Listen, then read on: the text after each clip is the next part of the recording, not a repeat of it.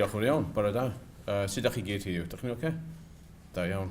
Very good, and thank you very much for the welcome, and thank you, Nick, for the introduction. This is a joint talk. I'm giving a joint talk with Lindsay Jarman, who's the Head of Innovation for Youth Justice Wales, who's going to be spending a bit of time up here telling you about brain injury and crime and vulnerability.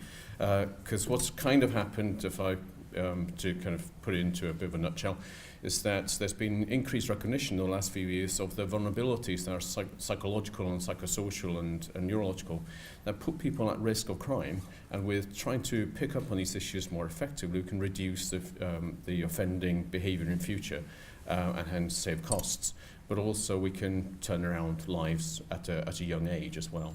So we'll come to that in a bit. And this is a bit of an introduction about why I've ended up working in this area. I thought I'd tell you, some of you may have heard this already, so excuse me, but I was working like Roger and with John Evans over there, who's tapping away as the screen, at the Oliver Sangle Centre in Cambridge, in neurorehabilitation, dealing with brain injury, stroke, all that kind of stuff. And when I switched to being an academic, I had a student who was a prison warder, and she asked me to supervise a project on post-traumatic stress disorder in a prison population. I thought that would be interesting because that's the area that John and I have been doing some work in and so on. But wondering about the how many people have head injury in the prison population. So after I went down there to have a meet with the governor and the prisoners, and I had a book coming out, Memory Boosters Workout, 10 Steps to a Better Memory. It's available still on Amazon, 43 pence. My mother's got a whole heap of them in the garage, I'm sure. So I went down to sell my book and tell the prisoners a bit about brain injury, memory and stuff. And one of them asked me at the end, after telling me, that was very interesting, thank you, doctor, etc. So can you explain to me, why I have these wonderful experiences from time to time? Well, what's going on at the time? What are the antecedents for this amazing experiences? I mean, well, what it was, he had a shaved head, so prison issue kind of, you haven't, so you're the nearest person. Anyway, so, and I looked at his skull, and can you see it? And he had an area of here. So what are you feeling? He said, well, it's like fireworks going off my body. And so, well, looking closely, well, what are you doing at the time? Well, I'm just pressing myself over here. So, well, that's interesting. Because it looks as if you've had a piece of your skull taken out, and you're pressing yourself and your sensory motor strip. And that's why you're getting this experiences of, jangly sensations and like fireworks and all the rest of it. You're just prodding yourself in your brain.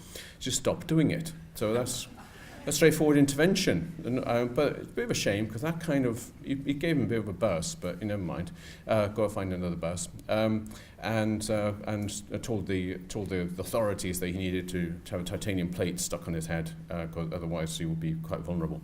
Anyway, so that was, so he had obviously, if you're head injury background, you'd know that he probably had a head injury at some point, had a flap taken off of bone to release intracranial pressure, but between then and getting the surgery to fix things, they've been banged up. So that triggered my thinking about, my God, there may well be lots of people who are prodding themselves in the brain, that's interesting, or there may be lots of people in the criminal justice system with head injuries. And this work has largely been driven in the last few years by some of my colleagues as well. So mentioned policymakers. David Ramsbotham is kind of one of these, General Lord, who used to be the Chief Inspector of Prisons. He's been a fantastic ally and a colleague. And Karen McAuliffe, a lawyer, Nathan Hughes, social policy, Prativa, who's an adolescent psychiatrist, and so on. So crime is a big issue. It's incredibly an important issue because obviously crime's an awful thing. I mean, it's an awful thing, affects lots of people, and it's not good for the people who commit crime either. And there's in terms of crime, the people who end up offending a lot are relatively young and tend to be male. So there's the two best predictors, age and gender, young males. And between 14 and 15, people start getting going on their criminal kind of careers to some extent, and then that progresses into their 20s and so on and so forth. So a large proportion of the people in the criminal justice system are relatively young. And the age of criminal responsibility in the UK, I'm not going to ask Lindsay this because the rest of you, do you know what the age of criminal responsibility is? Anybody? 10. Oh, well done, yeah, it's 10. Went down from 12 to 10. Often asked that in Canada recently, they say, 16. No, it's not. In the States as well, it must be 18. No, it's not. It's not. Age of criminal responsibility, 10 to 12 in many parts of the world, 14 in some places. So lots of kids end up in the criminal justice system, and lots of young adults. So about a quarter of the criminal justice population is between 14 and 24, which is interesting. And one of the biggest issues in offending is not just the initial offending, it's repeat offending. And that's where the huge costs come in. So if a young offender is released from prison, within a year, nearly half of them are banked up again. And within 2 years, 75%. So something's not working about the system that's trying to change behaviour here. The neurobehavioral issues are not being changed. So the reconviction rate is just kind of quite massive. This led to a previous Secretary of State for Justice, Chris Grayling, to say that we need to change the system somehow. It's not working at the moment the way it's supposed to work. And they calculated at the time. So if you think about the tax spend in the UK, it's something like 650 billion. That's our tax spend in a year. About 10 to 13 billion goes on reoffending, and 7 billion goes on prisons. So about 20 billion goes on crime in those kind of direct costs on crime. A huge amount of money, isn't it? So one of the driving issues is how can we identify who are more likely to become offenders, particularly violent offenders. Now you can't tell much from this, I'm sorry, but there's two societies that collect data on the economic impact of crimes, the UK and America.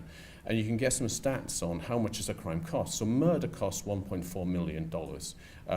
Burglary costs, say, $150,000 and so on and so forth. So you can then calculate how much costs associated with particular issues, healthcare conditions. And the costs of crime in the US is just enormous. 179 billion in government expenditures. 179 billion. So it's a massive cost. It's huge. So even in America, and this interesting thing is that even in America, in places like Alaska, in Texas, in New York, they're trying to change around the systems they did have to be more problem solving, picking up on issues, vulnerabilities in people, and changing the system. Even in Trump's America. Well, let's see what Trump's America looks like, I guess.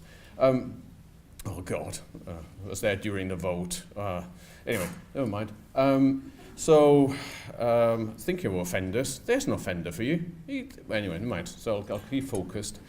So people who, I came into this area as a neuropsychologist and not a forensic person, but here's a list of what forensic psychologists tend to describe in people who offend. Poor on impulse control, poor on controlling emotions, poor on problem solving, inflexible in thinking, not good at recognizing the consequences of behavior, and not good on empathy, perspective taking. So you kind of go, ooh, that's interesting, given what Roger's just told us about. That's interesting, isn't it? Is it genetics? Are you kind of more at risk if you're a certain gene pattern and the rest of it? Genetics. I mean, you can't really change much about that either. Immaturity could be brain insult of some sort. What's behind these problems? So here's a brain. This is, just a brain of some sort, color-coded, which is handy. And so, and as we've just been hearing, you need your frontal lobes to decide what to do, when to do it, and what not to do. You're holding yourselves back. Some of you earlier might have been thinking, what's he talking about? What's that weird gibberish? And you thought, oh, it's probably Welsh, isn't it? Oh, right, okay, well, give him that. So, you held yourself back, thank you. Gave me my moment there of feeling Welsh, which is nice for me.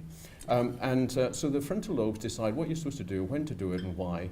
Your temporal lobes, what you did and when, and what not to do.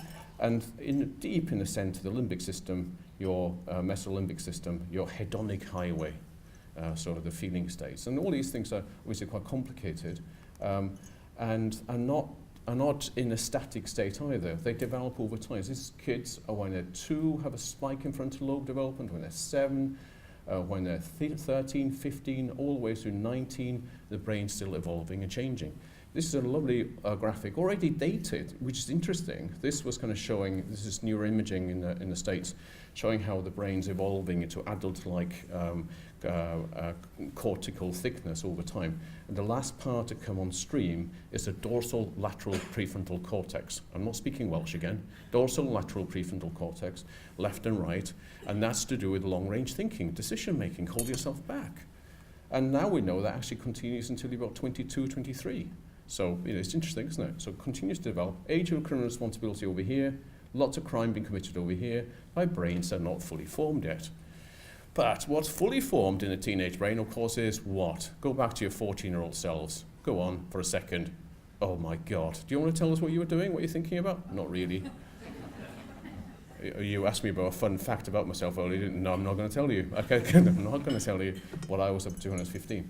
So the teenage brain, adults like the old reason, but give it a little bit of heat, it falls apart. It's like, there's a quote from Noel Gallagher about Liam Gallagher in the newspaper this morning. I just like it. He just said, Liam's like a man with a fork in a world of soup. It's like that. So that's what teenagers like, because their reward systems are fully active. They're fully active, but their systems controlling that reward is not yet. Anyway, so the brains of kids who end up in the criminal justice system are already not very well prepared for life, because they typically grow up in adverse environments, very adverse environments. A friend of mine messaged me this morning to say, oh, you're in Swansea, Twin Town. Isn't that an amazing film? It's that adverse environments. You've seen Twin Town, have you? Twin Town 1. Twin Town 2 is coming soon. Yes. So adverse environments, and what does that do? Well, if you're having to pick up on anger in other people's faces all the time because that's what you're around, then you're going to grow up to be kind of a bit sort of wary, but also a bit punchy, and your flight or fight system is much more geared up. And some lovely work by Eamon McCrory, UCL, showing these early adversity factors create an adaptive purpose in the brains of kids that you need to kind of get away from threat or deal with that threat. So it's interesting. So the brains of kids who end up in a criminal justice system probably were developed in an adverse environment, which is not great to begin with. And the adverse environment continues often. We know the socioeconomic factors are huge when it comes to being predictors of head injury. It's huge. We did a study in Exeter where we show that kids, and this is kind of a typical set of findings here, where from Exeter A&E department, where the spike in head injury for the urban dwelling males. If you go back to under 5s, 3-year-olds, a lot of moderate severe brain injury in the 3-year-olds. They're toddling, they're falling. And people tend to forget about these injuries, especially from the lower socioeconomic groups. So we did a study looking at head injuries versus orthopedic injuries in the under 5s, and found that head injuries were 4 times more common in the low socioeconomic group, and they were twice more, and orthopedic injuries are twice more common. There's something in particular about socioeconomic group and risk of head injury. So it's just interesting. So head injuries then, as we've heard from Roger, the consequences of head injury are that you have poor in planning, poor in thinking ahead, not very good at holding yourself back, impulse control, and typically that is because the connections in the brain are affected, and also there's particular areas to do with focalized areas of lesions in the frontal lobes and the temporal systems and so on and so forth. I just like, there's an image that I tend to give at this point, which is that if when a car accident or an assault happens, the brain's inside the skull, it moves around a bit like a jelly on a cheese grater. That's what happens. Yeah? So parts of the brain are affected, and typically after a childhood brain injury, about 50 to 60% of kids after a childhood brain injury have personality change characterized by irritability and problems in managing their temper. So it's a huge amount, and that's moderate severe brain injury. But in mild head injury in childhood, there's also changes in a significant number. And of course, most injuries are mild, so a significant amount of problems in those mild injured as well. So in terms of linking to crime, there's been the thinking over the years that, it doesn't really matter. Head injury in prison population doesn't matter because they're just risk-taking individuals, and they offend, and then they have head injuries, and it doesn't really matter. Well, it's a nice study by Timonen in Finland. It was a birth cohort study that showed that if there was a head injury in childhood and adolescence, by the time people were in their 30s, 10,000 babies followed up into adulthood, you were 4 times more likely to become a mentally disordered offender. 4 times. The problem with this study is that they didn't have good controls. This study is absolutely brilliant. So this is one of the best studies in public health in the last 30 years by Sina Fassell, our colleague in Oxford, that Tom and I are working with. So Sina took the entire population of Sweden in the last 35 years, so you can do this in Sweden, the data sets on crime, the data sets on health, and linked the data up. And what Sina showed was that 2.5% of Swedes become violent at some point. violent offenders. If there's a head injury, TBI, it's 9%, so you're kind of quadrupling a risk pretty much. But if a sibling or a close relative of the brain-injured offenders, about 4.5% of them become violent offenders. So the head injury multiplies the risk in the ones without any underlying risk and doubles your risk in those with underlying risk, social, genetic, etc. Is that clear enough? So that's a bit of a clincher in this area, and seen as in a follow-up study, so that's quite interesting. Just to run through some of these studies to make the links, to think about, well, how can you predict who's then going to become an offender? Yes, head injury is going to be important, but in what way? This is Adrian Rain, the author of Anatomy of Violence, and a good read, a bit polemic, but good. And Adrian did a study in looking at predicting who is an adolescent limited offender and who becomes an offender into their lifetime, and that's a big, kind of issue, because you can then predict who's going to be have kind of problems over their lifetime. And he found that not having a head injury was protective. So if you had a head injury, loss of consciousness, that was associated with becoming an offender into the adulthood. Another interesting study, Nick, when you're mentioning kind of policy kind of people, they start to pay attention and wake up at this point, so you can wake up. What do you do then? Just this endless kind of what can you do about the situation? This is a study by McKinley in New Zealand, and what McKinley's been doing, Audrey, has been doing a number of longitudinal follow-up studies of kids who had mild head injury when they were 5, to check on symptoms and all the rest of it over time. And effectively what she's found is that within a year or two, the kids with head injury, compared to the orthopedic controls and stuff, they start to have problems in school. They have concentration problems. They start to have difficulty following classes and stuff. By 4 years later, they start to get excluded. By 6 or 7 years later, they're twice more likely to be in touch with the criminal justice system. So you can just see that they're falling out of school. They're getting excluded. And I think that's a huge issue that we could do a lot more to address one way or another. Very recently, there's been a number of studies coming out of Germany indicating that there's even more cause for concern. In Germany, it looks as if you sneeze in a prison and you get scanned. Must just scan you now. CT scan, MRI scan. So there's a lot of data being gathered in Germany on offenders, and an opportunistic set of studies have emerged. And the general finding is, if you compare violent offenders to non-violent offenders to normative control groups, and there's hundreds, the ones who are violent have lesions in the frontal lobes. And what's your frontal lobes good for? Long-range decision-making, holding yourself back, and all the rest of it. They did say, we're not quite sure why they've got the lesions in the frontal lobes. And here we go on that story. So that story is, we did a study a few years ago now in Exeter Prison, and found that about, if you ask prisoners, have you had a head injury? Have you been knocked out for a period of time? How long for? How often? 60% have had some kind of head injury. That compares to 10% of the general population. 10% of the general population had some kind of head injury. 2% of the general population had moderate severe brain injury. But it's 60% in people who are in prison. Average age of first imprisonment, 16 years of age if you have a TBI, 21 non-TBI. So in prison earlier as well.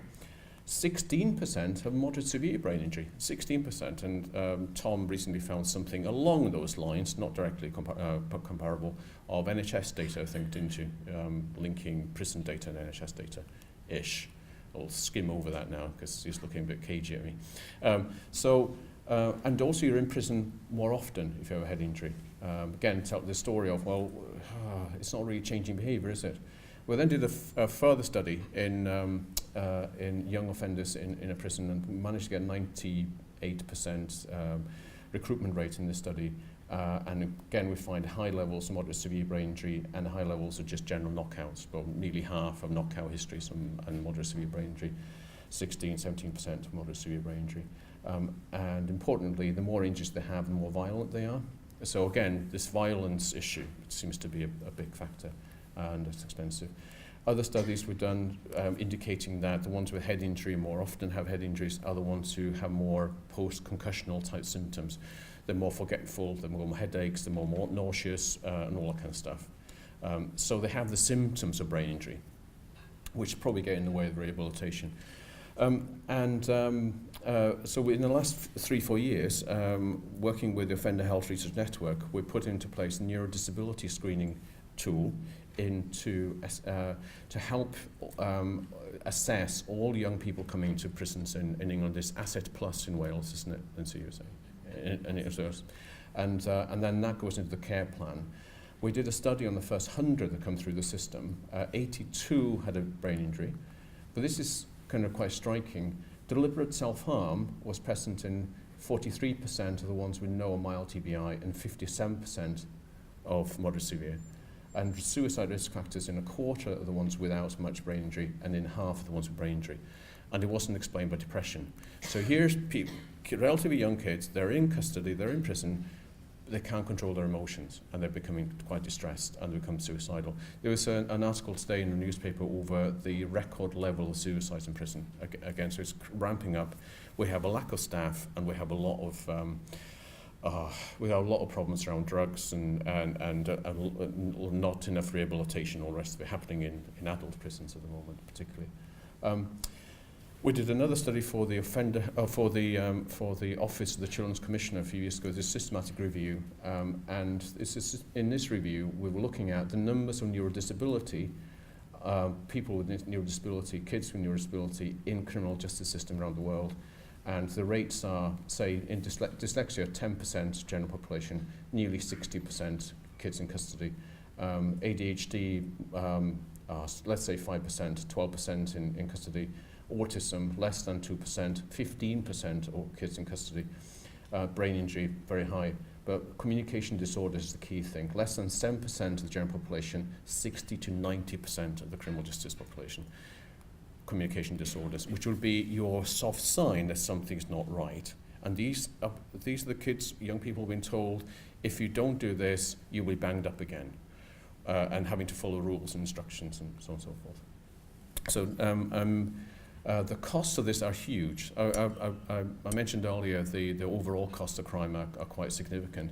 We've just done an analysis headed by the Centre for Mental Health. Tom and I and Sina contributed to this. And what it was we looked at the 90% of head injuries. They cost, on average, about £90,000 in a typical 15-year-old. Because of the risk of crime, you add another £65,000. So the overall cost are £160,000. If that 15-year-old is in contact with the criminal justice system, the additional costs go up to £250,000. So you just then imagine the number of kids being seen with a head injury at £250,000 each time. Just give us some context again. I don't know how much it costs per night to stay in this hotel. In a youth offender unit, it costs £600 a night. £600 a night. It's a lot, isn't it?